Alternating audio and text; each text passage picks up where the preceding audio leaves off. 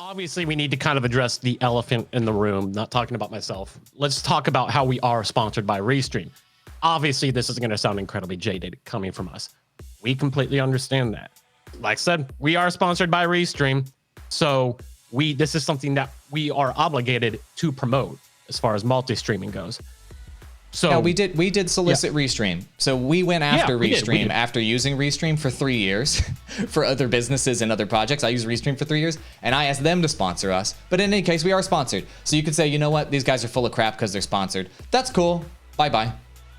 But like I mentioned earlier, he didn't give a reason as to why. So I don't want to necessarily speculate as to why he doesn't think it's working, but rather I want to ask you guys this. I know, but for our audience, why aren't bigger streamers multi-streaming when they have the opportunity? Sure, you can get that exclusive agreement from Twitch and get paid, a nice hefty check every year. Awesome, fantastic. But from a business perspective, I feel like you could do more from a multi-streaming perspective.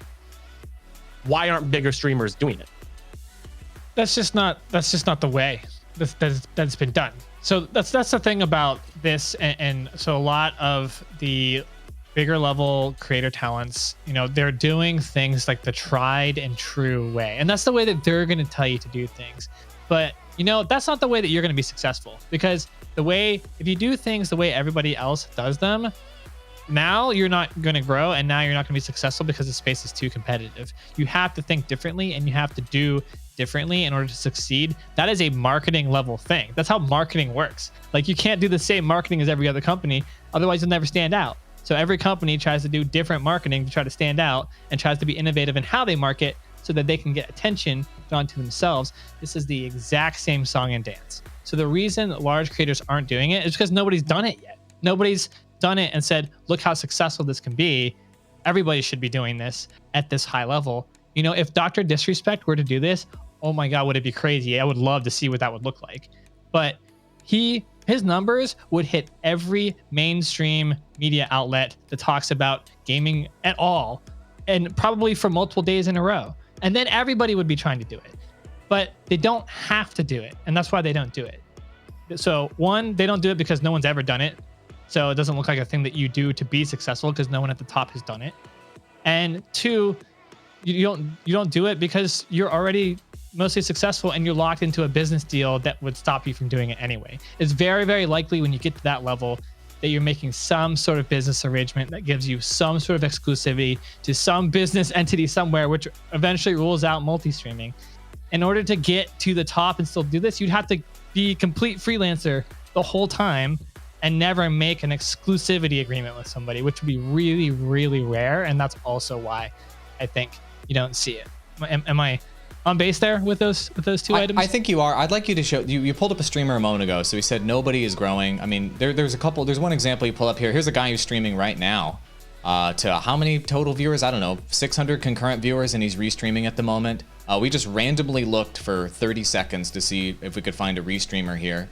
Assassin Dave. So he's streaming on what? YouTube and what else? Twitch as well? YouTube's the biggest. He's 250 here. He's actually live right now. We're watching him live right now.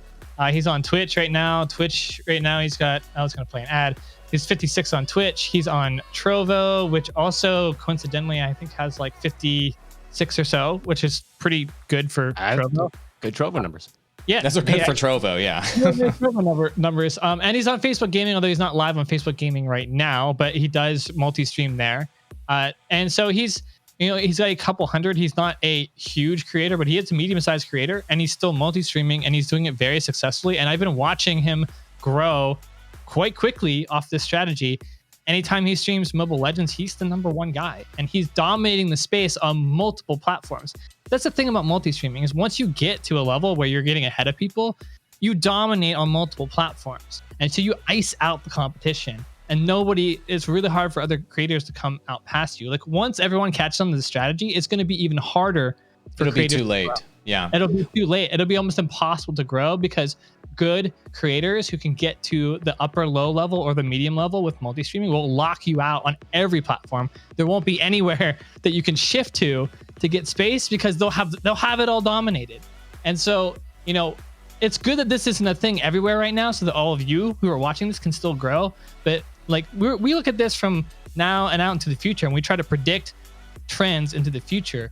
We're looking 3 to 5 years out at all times. Yep. Yeah, because that's how long it can take to grow. So you got to know what the landscape is going to be like in that future case scenario. And it's going to be even more competitive. It just keeps getting more competitive. And this is going to be one of the ways. And Assassin Dave, he locks me out a lot of the time on Mobile Legends. Like, I don't get Trovo numbers because Assassin Dave is streaming there all the time. I don't get nearly as good YouTube numbers, but I just haven't built up YouTube as much. The only thing I can kind of compete with him on is Twitch, and it's pretty rare that I can even top him on Twitch. So he's just casing me out on every destination. And he's also doing the YouTube strategy. He's also doing tons of YouTube content, driving to Twitch, driving to and multi-streaming at the same time. So he's doing the old strategy and the new strategy. He's going to be huge. He's going to be huge.